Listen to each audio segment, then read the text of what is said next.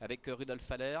De l'argent également sur le numéro 4 Héros des Vignes qui est à 7,60, 7,30 pour le 5 Guépard Ginilou, ça a baissé, et 3,60 pour le 7 Gracieux Le Foll.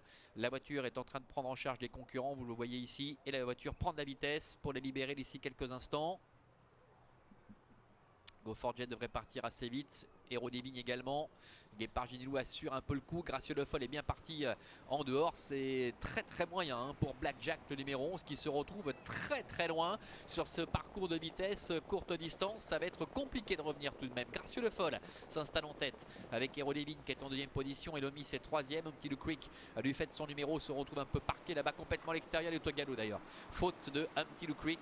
On a vu également un mauvais départ de Glasgow Sotroy qui se retrouve en net retrait à l'image du favori Blackjack. Devant Gracieux Le Foll avec André Humbert a pris les choses en main avec en deuxième position Héros des Vignes. La troisième place pour Elomis. Devant encore Hot Story qui est quatrième. Go For Jet est cinquième côté corps devant Histoire Pilla. Flavio Senoville et puis Guépard Ginilou qui est contraint de se rapprocher complètement à l'extérieur maintenant pour tenter de venir au contact des premiers. Direction bientôt le milieu de la ligne opposée avec Gracieux Le Foll qui est en tête depuis le départ. En deuxième position Héros des Vignes devant Elomis. Guépard Ginilou est passé quatrième venant à la hauteur du numéro 2 Hot Story, alors que Flavio Senoville avec également le numéro 1 Go For Jet sont un peu plus loin devant Histoire Pilla. Il n'est pas question de Blackjack qui avait complètement manqué sa mise en jambe et qui se retrouve très loin à l'image de Glasgow Sautreuil.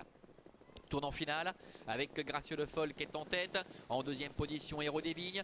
Guépard Ginilou qui ne cesse d'améliorer sa position est passé maintenant troisième. Devant également encore Elomis avec en cinquième position Hot Story. Go For Jet est plus loin. Entrée bientôt de la dernière ligne droite. Gracieux Le Foll qui va tenter de le faire de bout en bout avec André Humbert. Héros des Vignes qui ne lâche rien, qui se relance. Elomis qui tient bien sa partie en dedans avec Guépard Ginilou qui a dû faire un gros effort en face, qui demande un peu à souffler avant de peut-être se relancer. Hot Story est en léger retrait et Blackjack qui tente de revenir en dedans mais encore très loin des premiers. La mini droite avec Gracieux Le Foll qui a toujours nettement l'avantage. Héros des Vignes, Guépard Ginilou qui retrouve du courage à l'extérieur. Hot Story qui revient en dedans devant Go For Jet et Lomis.